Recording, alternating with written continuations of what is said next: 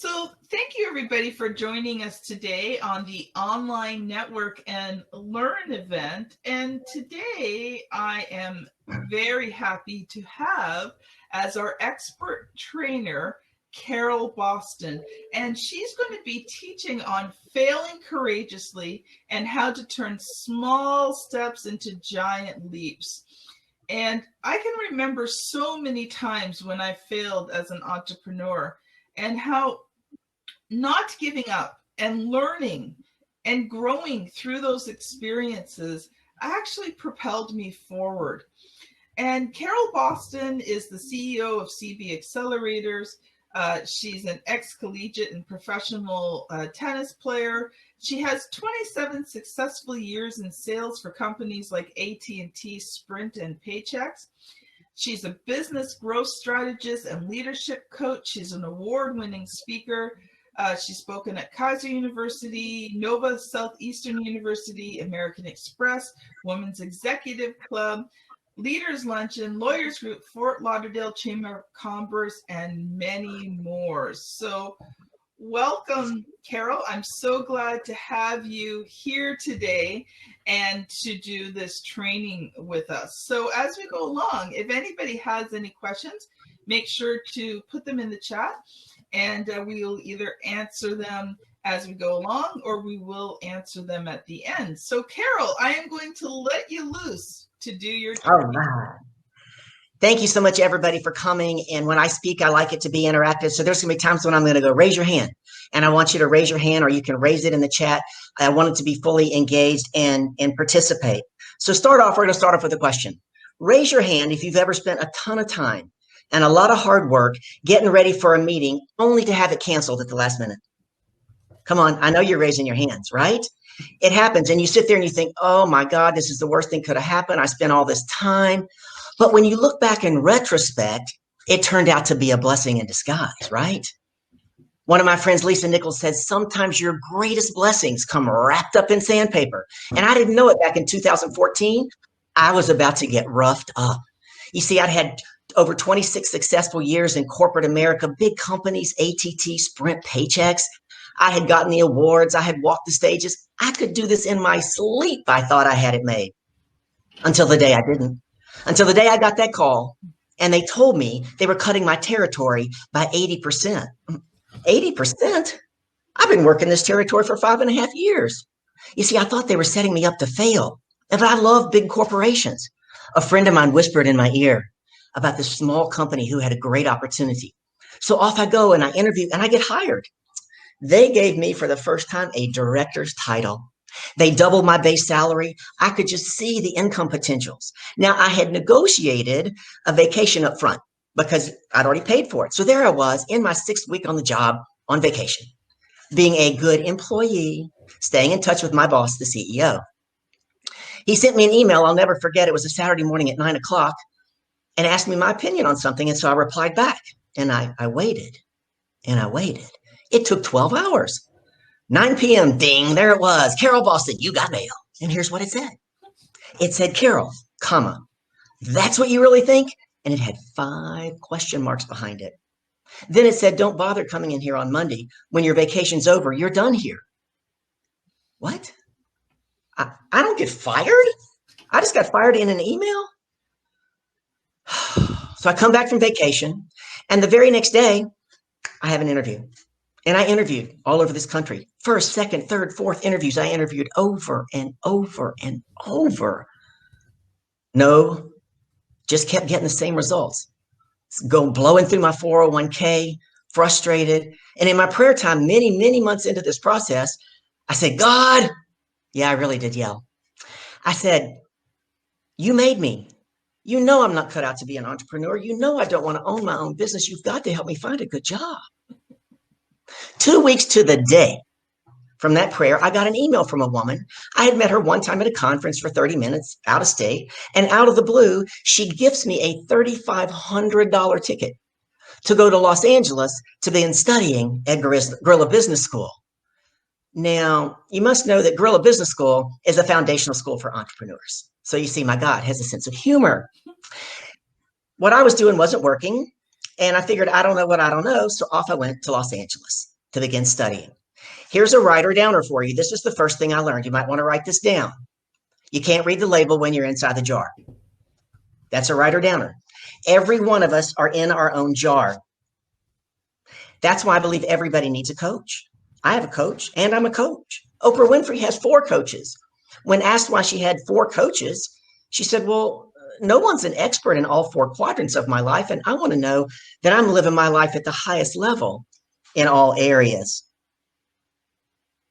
The next thing I learned is I had to be willing to make a change. I had to be willing to think differently. I had to change my mindset, but there was no roadmap. So I just had to have courage and step out and trust. And that's hard when you've been doing the same thing for 25, 30 years, right? To step into a new path.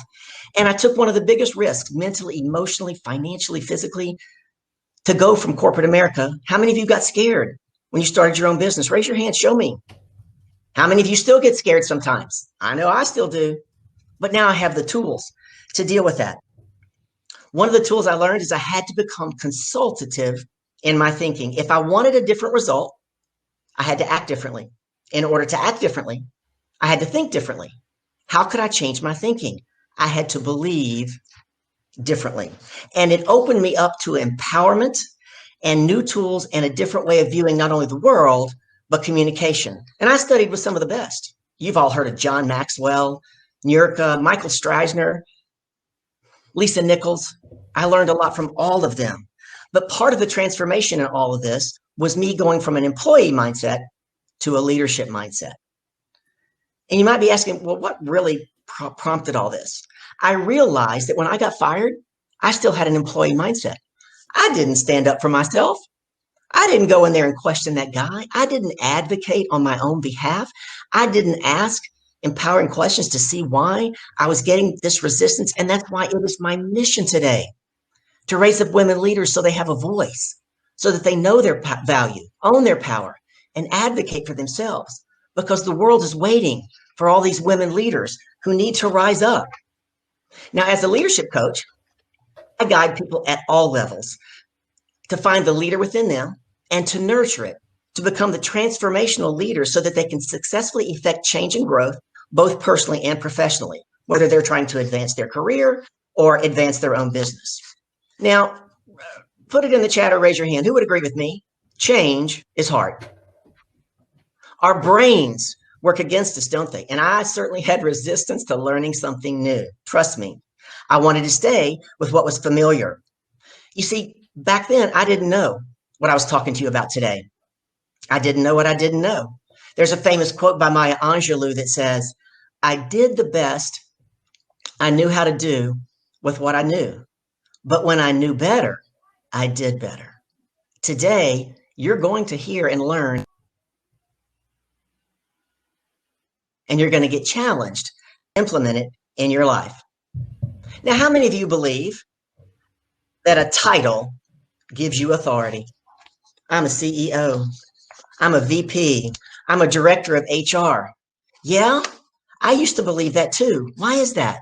Because we're taught that title and leadership come with authority. I believe in top-down, bottom-up leadership. There are leaders at all levels. It has nothing to do with title. True leadership goes way beyond title. It is a mindset. That's a writer downer for you. Leadership is a mindset.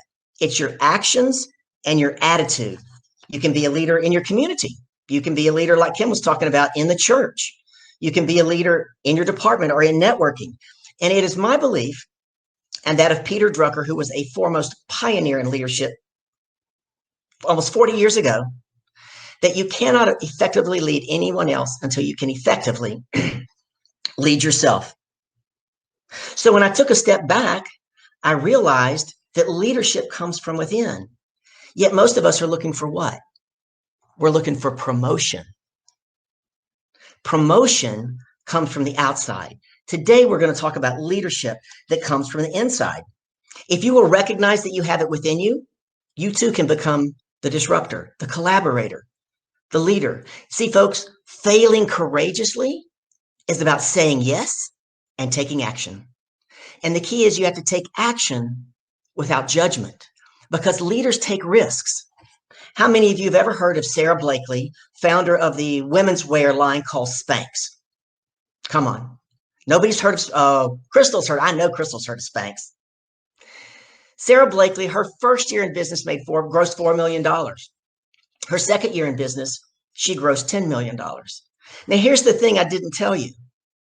Sarah Blakely failed the SAT. She didn't just fail the SAT once, she failed the SAT twice. Total bomb. Starts her own business, makes $4 million, makes $10 million. By 2012, she was Forbes magazine youngest self-made, are you ready, billionaire in the country. And when asked what was the best advice she was ever given that got her there, she said, every week I would come in from school, and at the end of the week, my dad would sit me down at the dinner table, and he would say, Sarah, tell me what you failed at today. Tell me what you failed at this whole week. And she would tell him. And he would reach up and he would give her a high five, and he said, great, go do more of that next week. You see, she learned that there's no failure. She learned, like I teach my clients, that was just a learning lesson. It made her resilient. And so often in the school system today, what are we taught? We're taught perfectionism. Why didn't you get all A's? Why did you get a C? So it's hard often for people to step out and become leaders and take that risk. So today I'm going to teach you how to think differently. It might take you a little bit out of your comfort zone, but if you will employ these tools, you will have greater success with least resistance. Does that sound good? So for the next 30 minutes, I'm going to take you on a journey, and I want you to come along with me, and I'm going to be here to be your guide. Because when I first went on my journey, there was no one there to guide me.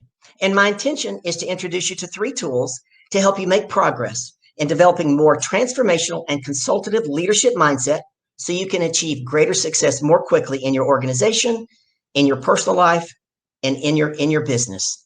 How does that sound? Awesome? Now, I trust you're going to get value today. You know what else I trust? If you don't get value, you're going to tell me, because that's what the chat box is for. So you can feel free to tell me. So let's begin with the story. Kim, if you'll go 2 screens down, please.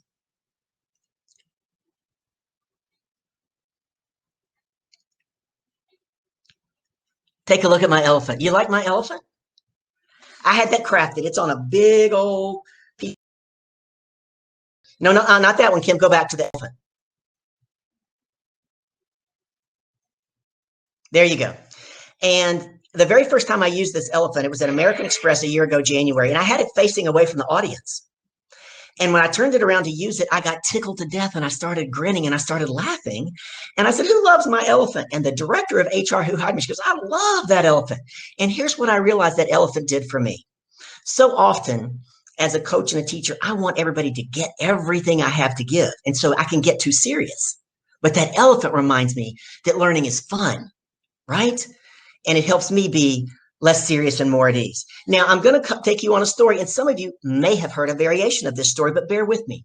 Mine's going to be just a little bit different.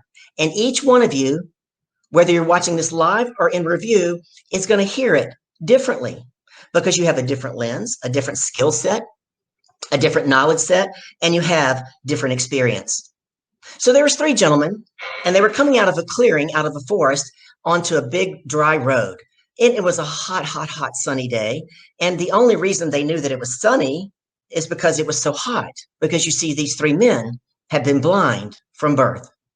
And they step out of the clearing and they're on their way down the road, and they run into a huge obstacle in the road. And they didn't know what it was. So they began to feel around, right? Because that's how they see. And the first guy goes, I know what it is. It's just a big old long rubber hose, but it's kind of hairy. The second guy starts laughing and he goes, hose? What are you talking about? It's a freaking big tree trunk. I can't even wrap my arms around it. The third guy's looking at the 2 of them and said, you 2 have lost your mind. I'm feeling it right now. It's a big old massive wall, but it's kind of smooth. So they began to argue because somebody had to be right, right? And as they were arguing over who was right, the elephant got up from his nap and walked away. And they were left to wonder what had been the obstacle path. You see, like the elephant in the story, there's an obstacle in front of each one of us. and it's called the leadership mindset, specifically being that of an observer and a collaborator. It's only one element of leadership, but it allows you to see from a broader perspective. Remember, we want to get out of our jar. Not only does it allow you to see from a broader perspective, it allows you to understand and perceive how others are perceiving what you're doing much more quickly and with less resistance. So we all do things a certain way, right? And now I show up here today and I'm like, oh, I want you to change your mindset. Now you may have this little voice that's going to come up when I teach you some things, and that little voice is going to go, we don't do that here, Carol. That's not how we do things. I want you to write this down in capital letters. And anytime that voice pops up for you when I give you something that's outside of your comfort zone, I want you to look at this saying, and here's what it is. I want you to write down right now, big capital letters, what else is possible? Just write down what else is possible. And think about that when that voice comes up for you. Now, I'm going to read you the definition of the collaborative leadership mindset. The collaborative approach is defined as partnering with others to produce optimum results and simultaneously build trust and commitment. Now, as entrepreneurs, and even those of us in corporate America, we're all in some form of sales, right? We have to sell ourselves. So people have to do what? Know us, like us, and trust us. But listen to what this said. This isn't about me getting my results. This is about me in collaboration to get the optimum results. That's where we're going with leadership. This concept embodies the spirit of the quality management profession and provides a mechanism for a collaborative process that increases your chances of success. How many want to have better chances at success? Now, here's what I know. Each one of you has a leadership mindset inside of you. We just have to activate it. So ask yourself this. Are you willing to get a little uncomfortable today? If it will help you become more effective with less resistance, I see the head shaking. Awesome. Here's another writer downer for you. Your growth only occurs outside your comfort zone. You got to get uncomfortable, right? Now, when you look at the elephant, you see sometimes you're the elephant. I bet you didn't know that, huh? You thought all the obstacles were them. No, sometimes you're the elephant, and each team member or each employee or each department or even your spouse or your children, they all see you differently. Now, maybe they all have their reasons, right? But they're all just like the blind man. They're trying to feel around, see if they can understand you, to get to know you and like you. But what could you do to get a clear understanding of their reasons? Think about it. So today, we're going to learn about tacking, the art of celebration, and empowering questions as a means of gaining that understanding with the least resistance. Next slide, Kim, please. How many of you believe, or you've been taught, that the fastest path between point A and point B is a straight line? Shake your head. Exactly. Perhaps today, some of you are going to change your mind.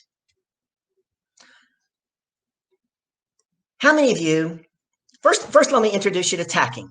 So as a coach, I help my clients intentionally design macros and micros so it allows them to see success more quickly, celebrate more often, and pivot and make mid-course corrections as soon as they figure out that something isn't going right. And this technique is a boating term. The boating term is called tacking. Does anybody know what tacking is? I'm going to read you this definition too because I cannot memorize it. Tacking.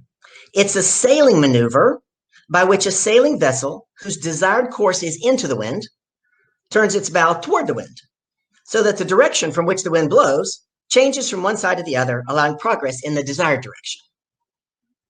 Now, when I'm in front of live audiences and I look out there and everybody's like, I'm like, did anybody understand that? No. Guess what? I didn't understand it either. So I'm going to give you my definition. It's a layman's definition, and you don't even need a captain's license to understand it. All right, let's go to the next slide, please. Awesome. This is a picture of tacking, and there's your definition on the slide. Feel free to take a screenshot if you like. Tacking is a maneuver or navigate them to your advantage. It allows you to be present in the very moment. Tacking allows you to set smaller goals, measure your results more quickly, reward more often, and quickly make pivots and mid-course correction. Folks, if my eye is only on the destination, then I'm not going to be aware of all the elements that come up to keep me from getting to my goal.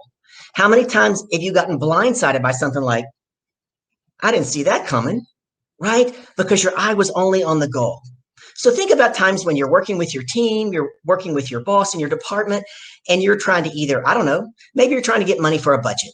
Maybe you're trying to push your proposal through, and you get resistance. Think for just a second, how would you describe that resistance that you get? How would you describe it? Would it help you to have a tool to reduce that resistance in your company or organization? Would it be of a benefit to you to be able to show your upper management or your business partners or your team the success you're having along the journey a lot faster and a lot more often? That is what this is going to do for you. Now, let's look at the first tacking example. It's on the far left, and it's the red one. How many of you remember when you were a child and you got ready to go on vacation with your parents, and they threw you in the back of the station wagon, and oh yeah, there's people on this call that don't know what a station wagon is. Well, think of it as a lower, less luxurious SUV, right? And they throw you in the back of the station wagon, and off you go. And they see this park over here, and you stop and you go and play in the park and get back on the road. And you see this great restaurant. Hey, let's stop and eat fried chicken here. And you stop and you make these little pivots, tacking along the way, and you still get to your destination right on time. That, my friends, is the sailboat. That's what a sailboat does. Now think about, what are some of the elements that a sailboat or a sailor has to be aware of when they're out on the open sea? There's wind, right? There's no wind. That's a big problem, right? There's cruise ships. There's hurricanes. I mean, they could get even swallowed up by a whale. I mean, think about that. You have to be aware of the elements. Let's look at the next example in the middle. How many of you have ever watched a speedboat race, whether live or on TV, right? They take off like a bat out of hell, and they're going on that straight line, and all of a sudden they get headwind and they get waves, and they hit the wave, and what does that boat do? Way up in the air, and it goes and hits the water really hard, and they gun it again. What do? They hit the next wave. They do it again. The speedboat racer who knows how to tack, and granted, they may not be able to tack as quickly as the sailboat, but if they would tack and avoid the bigger waves, they would not waste all of this time up in the air. Proof positive that a straight line is not always the fastest path. Let's look at that last example. Now, if you could actually see me in a t-shirt and shorts, you would know why my friends here in South Florida call me Casper. But at least I'm a friendly ghost, right?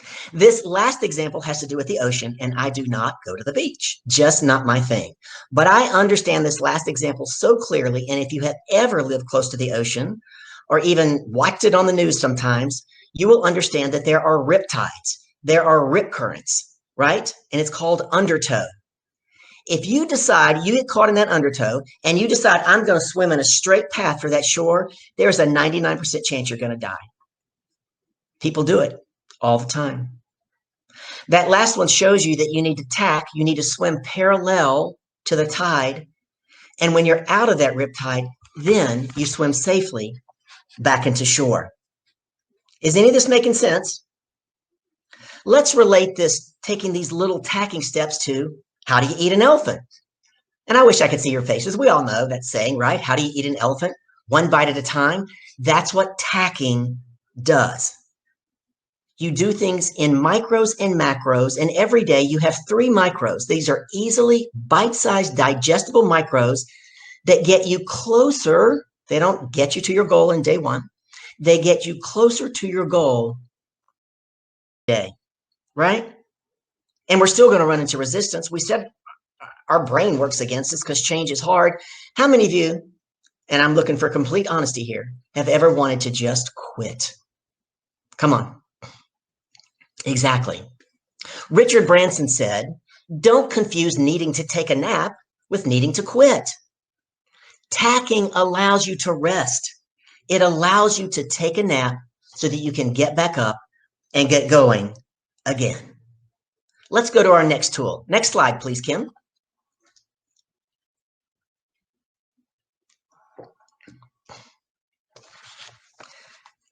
I entitled this slide Celebration and Not Perfection. When this slide showed up on my PC screen, I don't know if you can see it, but up in the top left-hand corner, it kept saying, click here to add language. And I couldn't get it to go away. And in the middle, it had these little grayed out pictures that said, you want to insert a graph? And I couldn't get it to go away. Now, I am not a PowerPoint guru. When I got this finished yesterday, I was so excited that I put on my clothes and went for a 30-minute walk and just praise God, out there, I got it done, right? So my buddy who's on this call, Glenn, he's a guru. He's on the phone with me last night and he says, oh, Carol, that's going to drive me crazy. Will you share your screen with me and let me fix that? And I said, no, because today we're going to reframe what it means to celebrate. I celebrated that it was done, not that it was perfect. We're going to talk about celebrating when it's done and not perfect. You tack an easily accomplishable legs without judgment to the outcome. You're not judging it right or wrong, good or bad, but you celebrate every time you make the attempt, not just when you reach the end goal, right? When we'll celebrate, Carol, when you make your annual. My annual quota, that's a long way away, right? I actually taught myself how to do this back in corporate America, not knowing that it was called tacking. So if you're in a leadership role in your company right now, you have employees or you have consultants, or possibly you work in corporate America. Have you ever asked these people you work with, what does a reward look like to them? What does celebration feel like to them? Or you just give everybody a $10 Starbucks card? Come on. That's what happens, right? Everybody gets the same thing. But to grow in your leadership, and that's why we're here today, it is essential that you learn how to celebrate you and all your successes. And all your successes are not just the ones that you deem good enough or the ones that you deem perfect. If you step out and you take an action, you celebrate the fact that you took an action. If it didn't work exactly like you wanted it to, guess what you get to do? You get to pivot and tack and go in a new direction. Because sometimes, guys, sometimes we have to go down a path to find out what we don't want. Yes? We're going to find out what we don't want. Another thing is, when we redefine this word success, is that the universe honors what you celebrate.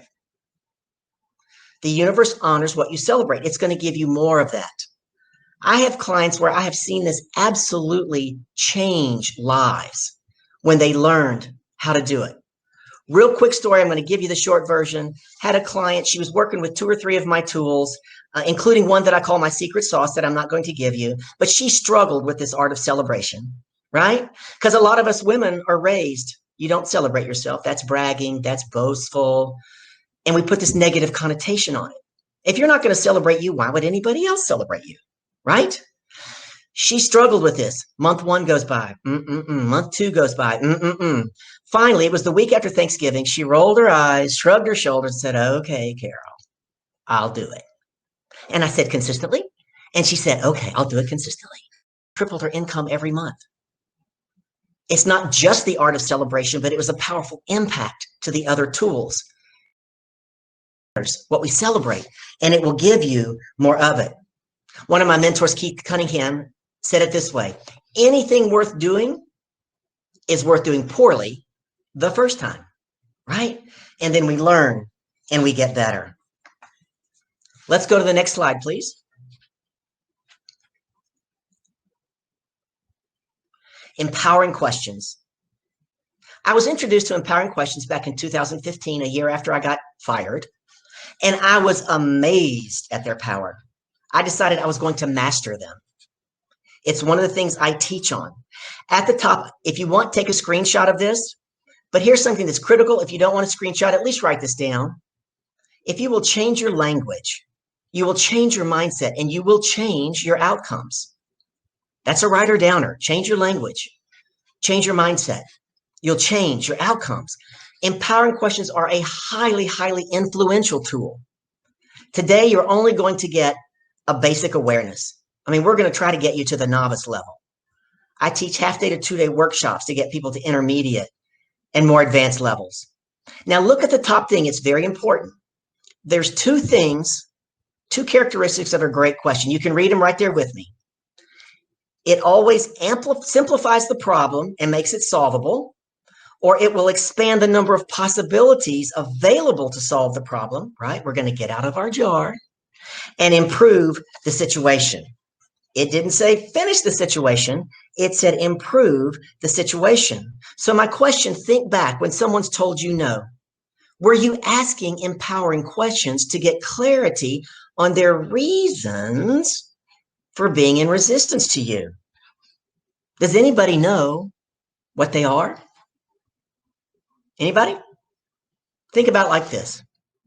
Empowering questions are curious questions that cause you to ponder. They increase your awareness. They cause you to notice. You discover, you consider new things, you awaken, you have, what does Oprah call it? Oprah aha moments, right? Like, oh, because you're getting outside of your jar. You're telling the universe or God, whatever you believe, I'm open to seeing something that I haven't seen before. I will tell you right now, you have opportunity to see them right next to you that you cannot see because they don't look like what you think they should look like because you're in your jar. They keep the emotion out of conversation. This is critical, folks. They keep the emotion out of conversation. It allows you to get other people on the same page as you more quickly. Who would like that? And they will give you less resistance because you're going to have clarity on where they're coming from, not just on what you're saying. Not only will you see what you're doing, you're going to see how they perceive what you're doing. How much would that help you? Here's a writer-downer for you. What I focus on expands. What I focus on expands. What are you focused on? Look at today's environment. Are you focused on the fact that you think we're in a war zone? Do you go to bed at night, wake up in the morning, we're in a war zone? Or do you ask an empowering question like, what one thing could I do differently today to accomplish whatever it is? Because life is different, right? Think about that. These questions mirror what Stephen Covey taught us in his book, The 7 Habits of Highly Successful People, when he said, seek first to understand, then to be understood. But in this instance, listen closely, in this instance, the then to be understood is not about you making somebody else understand you. This is about you understanding you. This is about you asking empowering questions of you. So often we want to go, oh, it's his fault, it's her fault. Why can't they understand me? Why aren't they not listening to me? Many times we're the ones that are the elephant. We're the ones that are in resistance. These questions will help you get clarity on you. And guess what? You get to get out of your own way. That would make things easier just to begin with, right? I know I get in my way sometimes. Think about it. Are you unwilling to tack and try a new course? Are you one of those people that says, it's my way or the highway? One of the things I teach is the difference between leaders and managers. We talk about this a lot in corporate America, but just one little quick story when you talk about being able to tack and take a new direction and take ownership.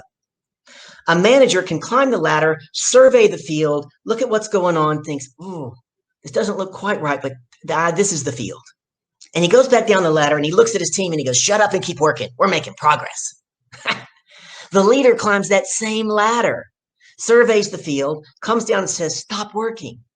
We're in the wrong field. We have to pivot. That's the difference, folks. Own that you're in the wrong field, no big deal. It was a learning lesson, pivot and go in a new direction. Next slide, please.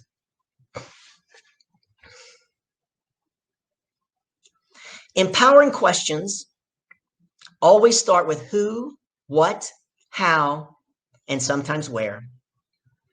Never, ever, ever do they start with why. When I'm in a live audience and I ask people to give me examples of empowering questions, 9 times out of 10, the first person says, I would ask them, why this, right? I love those people. They're like my straight men, right? You never, never ask a question with why. Why brings in defensiveness, which brings in the ego, which then brings in emotions. And when emotions go up, what happens? Oops, intelligence goes down. It's true for every human being, right? Now think about this.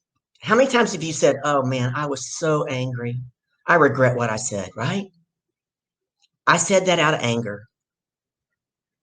You see, we assign values to feelings, right? When emotions go up and intelligence goes down, it's just not having an emotion that we've decided is negative. Think about the person who goes to Las Vegas, has the time of their life, wakes up the next morning, doesn't know who's in the bed or how the hell they got a ring on their finger. Right? But we assign that as a good emotion. She was having fun. No, anytime your emotions are out of control, your intelligence goes down. I developed 4 areas that I work in, both in and outside corporate America and with my private clients, of empowering questions: probing, clarifying values, personal and professional development, and understanding values and objectives. Folks, clarity is power. Ask yourself this: what could I do differently to get a better understanding of why my CEO, why my husband, why my child, whoever it is resisting my recommendation? What could I do different? Here's something to think about. The quality of your life or the quality of your organization is determined by your quality of conversations. And your quality of conversations is determined by the quality of questions that you ask. Folks, if you're asking the wrong questions, you're not getting the best answers, right? Well, Carol, how can a conversation impact me? Think about the day perhaps you worked in corporate America. You went by the coffee pot in the morning, Monday morning, you go to work, or the water cooler, and you're doing pretty well, right? You get your cup of coffee, your buddy walks up and says, "Hey, how was the weekend?" Buddy says, "Oh my God, did you see it rain for 12 hours all day? My kids never left the house. They were driving me crazy. And did you see the dolphins? They sucked." You're going to feel kind of deflated when you walk away from that conversation, aren't you? But if that same person had said, "Oh my God, it rained for 12 hours. My flowers are already growing. My grass is already greener. Guess what? I got to spend the whole day with my kids. Usually they leave me a house and leave me alone. And yeah, we watch the Dolphins game, but what was more important? I got to spend time with my kids." Folks, you got to think about the quality of your conversations. Voltaire says, "Judge a man by his questions, not by his answers." That's why my slide says the questions are the answers. Here's the deal, folks. Every one of us came to this earth fully equipped. You have all the answers inside of you. You just don't know how to ask the questions to get them out because you're in a jar. That's why we all need a coach, right? Think about it. Earlier, we said resistance comes in many forms. If you don't use empowering questions, you're going to make incorrect assumptions and you're going to get way off track. And guess what you're going to be doing? You're going to be tacking like crazy to try to get back on track. I would love to do a role play here. I don't know how much time we have, so we'll let it go if there's time during Q&A at the end. I've only got a couple more minutes. Maybe we can role play with somebody and have somebody practice on doing empowering questions. In my live workshops, we do this, and it's very, very impactful. But think about it this way. Carol? Yep. Would you like to role play with me? Absolutely. We have time? Yeah, we got about 5-ish, 8 minutes or so. Okay, we're going to make it quick. You are the manager of a department. I'm the CEO. You have 15 minutes on my calendar, and you're coming in to present a proposal to me. You're going to ask for budget money because you want to bring in leadership coaching for your team. Now, I don't know why you're coming. I don't care. I let people get 15-minute slots on my calendar, right? Now, I'm going to give you a clue. You're going to get resistance from me, but be careful and don't decide where the resistance is going to come from because it's not always about money. Ready? Okay. Hey, Kim. Good to see you today. How you doing? Oh, it's so good to see you, Carol. Thank you so much for seeing me. Awesome. What brings you here today? Well, Carol, I was really looking at my team and what could I do for my team to increase their skills, their talents, and abilities to really make my department more productive. Okay. And so I found out about this wonderful training that actually equips my team to work together more effectively. Okay. And I've never been in corporate America, Carol, so you kind of asked me a hard question. No, I coached you. Remember, you're going to want to get budget money from me. Okay. So I was wondering, Carol, I need a budget of about $2,000 to bring this training team in, and I wanted to hear your thoughts about it. Yeah, I can't talk about that today. I can't. I'm not talking about budget today. Okay, when would be an appropriate time to approach you about budget? I only talk about budgets in November. You know, that's when we give raises and we do budgeting, and it's July. I'm not talking about budgets today.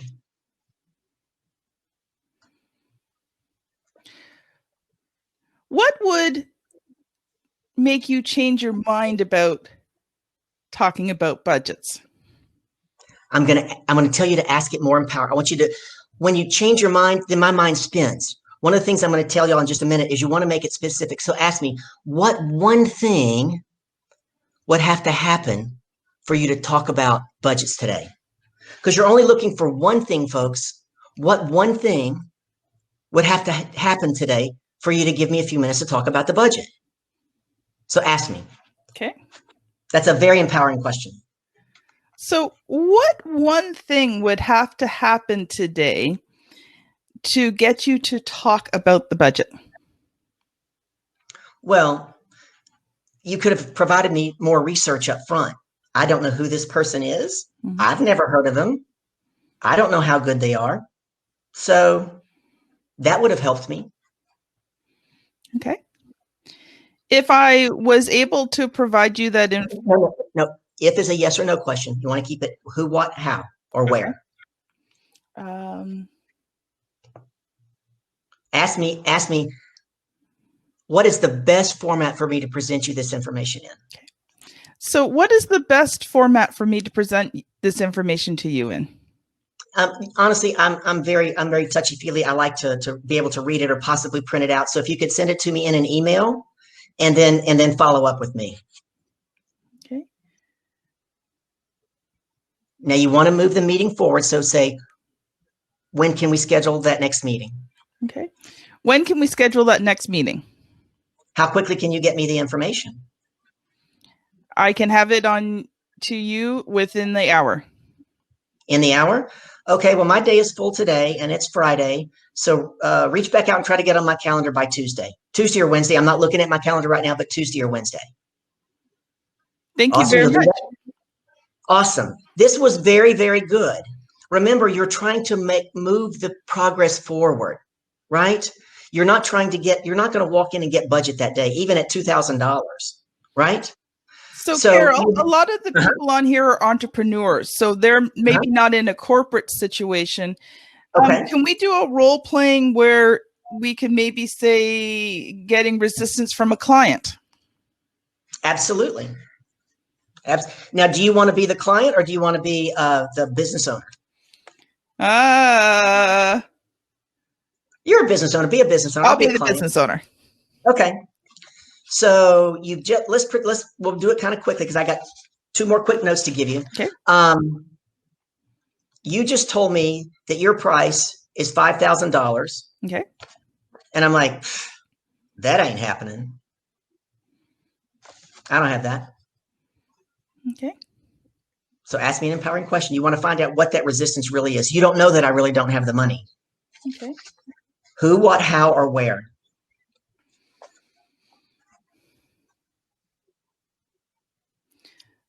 So let me ask you a question. What is really stopping you? Is it really the money? Or are you just saying that to me? No. You're giving me a yes or no question. Is that really the answer? I'm going to say yes. Okay. Right? So you want to phrase it is, ask them, what one thing would you have to see to go find the money to invest in you?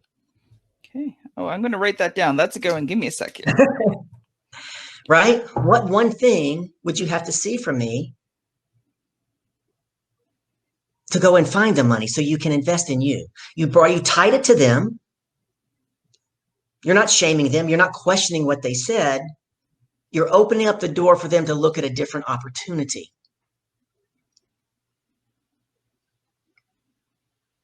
Okay, so you could even say, well, who do you know that might be interested in helping you invest in you? Mm-hmm. Who do you know? I believe you're worth investing in. Where could you go to possibly get a small loan? Because the benefits are going to far outweigh the $5,000. Where could you go to get that small business loan? And I just sit back and I say, okay, well, what else is possible? And when you say what else is possible, silence is your friend. You don't offer them any suggestions. Silence is your friend. And if they say, I don't know, just kind of chuckle, kind of change the tone of your voice. Say, oh, okay, I understand you don't know, but you know what? If you did know, what would you say? You almost make it a game of pretend. And let me tell you, I've had people say, I don't know, I don't know, I don't know. And I find, well, if you did know, what would you say? And then I write down 9 things that they tell me because all of a sudden they're not accountable. We're playing a game of pretend. If I did know, right? Very, very powerful. I sat in front of one person. I said, well, what else is possible? And I just sat there and I sat there and I sat there and she thought and thought and thought. And, oh my God, I only have to sell 1 more of these every month. Okay, I can do that. Let's sign up. But she had to get outside of her box, right? Outside of her jar. I hope everybody's on board. Remember, you use these not just when you think something is negative. You use them when something is positive. You use them all the time. I told one client, I don't care if you go win $10 million in the lottery. You celebrate like hell and you go, I just won $10 million. Ooh, what else is possible, right? What else is possible? Tell the universe, I want more. What else is possible? If you didn't write it down, now's the time. We're almost to the end. It is the most powerful of all empowering questions. Now, here's the key, and I'm going to give you a quick little story before we close up. You cannot be attached to the outcome. You cannot be attached to how it shows up. So I had a board member of a company come in, and they said, you have got to help our CEO. Young guy, creative genius, no idea how to run a company, scared to death to ask for the sale, just had a lot going on, young. So would you, talk to him and get him into your program? I said, okay. So he meets with me. At the end, he says, I can't afford that. And I said, is that the question? And he said, yeah. I said, well, is perhaps the question, how can you afford not to? What do you mean? They're going to remove you as CEO of your own company. He didn't sign up. And there was a cafe in the front of my office, so I would see him. I'm going to give you the short version. And every time I saw him, I would just say, well, what else is possible? And he would get defensive. He'd go, I can't ask my parents for money. I go, okay. Then the next time I'd see him, I'd say, well, what else is possible? I don't have any credit cards. Okay. A couple of months goes by, this board member comes back and says, will you talk to him one more time? I'm like, no, I've given him enough of my time. They go, Carol, please, one more call. Monday night, 7 o'clock, have a call with this kid. Hang up, done. 2 days later, nighttime, with my cocktail, sitting in my easy chair, and my phone and my email blow up from this kid. You tell whoever's trying to take my company, blah, blah, blah. I know, but he's going to be, I want a meeting with you next week. I thought, holy cow, what did I ask him that brought this? He comes in the next week, and I said, well, before we start, I need to know how you're going to pay me. He's grinning from ear to ear, reaches down, pats his pocket, says, I got cash. Can I pay you cash twice a month? I said, yeah, cash twice a month will work for me.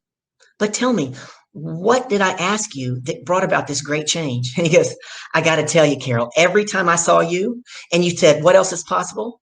I walked away going, that woman is so woo-woo. She's just so woo-woo. But that night, you told me a different story and it made such an impact. I thought, well, I can do this. So like you said, 8 to 10 times a day, out loud, I would be going to work. And I said, well, what else is possible? I'd be going to play basketball. I go, what else is possible? And I didn't try to figure it out. Now, here's the crux, folks. Really listen to this. He said it after 2.5 days. Here's an aha moment, right? He said, I realized I only needed to find 2 more people to teach how to speak and write Spanish. Think about people how to speak and write Spanish and get out of his own way. He thought he had to have a credit card or money from his parents. He had to have cash up front. And he said, and so I went and I got 2 more clients. He was grinning from ear to ear. I was excited. I stood up. I gave him a high five. But you know what I was thinking? I was thinking TSW, TSW. This shit works. Come on, folks. If you will do it, it will work. Change your language. You'll change your mindset. You'll change your outcome. There is no failure. It's all a learning experience. Today, we introduced you to the leadership mindset, and we put 3 tools in your toolbox: tacking, the art of celebration, and empowering questions.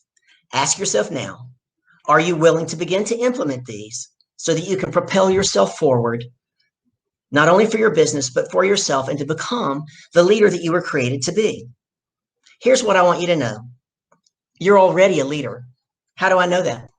Because there's only two kind of people that show up to hear me speak: leaders and leaders in training. You have to make a choice to tap into it. And I believe that you're only one decision away from a completely different life. Now, when you do these kind of questions with your spouse and your kids and your business partners, they may look at you like you're woo-woo. But you can expect to be tested. Think of how many times you said to your child, "Why did you spill the milk? Why did you get a C?" And they get defensive, right? We're not going to do that anymore. What one thing could we do to help you get a B next semester? Now they got to come up with something instead of getting defensive. So they may look at you like you're crazy. Stick with it. Know that you're going to be tested. They're going to try to test you to get your emotions to go up, to go back to being the why person. But know this: I believe in you, and you got this. Awesome. Thank you for having me. Thank you so much, Carol. Put in the chat box. Wasn't that amazing? Could you go one more slide down? I'm going to. Okay, so if you guys are ready for accelerated results, then you need to connect with Carol and really talk to her. You know, even may I make it? 1 minute. Okay, 1 minute. Email me and ask me for my 5 tips on crafting empowering questions. I'm putting together a new freebie, but I'm in between websites. It's not on the current. It isn't up on the new yet. 5 tips. And if you're one of the first 2 people, I will give you 20 minutes of my time, and I will help you craft empowering questions at no cost around one area of your life. So you got to come to the table with an issue you want to solve. Email me. That is love awesome, to help you. Carol. Thank you so much. Wow. That was a little longer than usual, but well worth the time. Oh, my brain is already spinning. So, I'm going to stop the recording here, and we are going to go back to our networking. So if you're watching this as a recording, make sure you take a picture of that screen and you contact Carol, because she will still send you the 5 tips,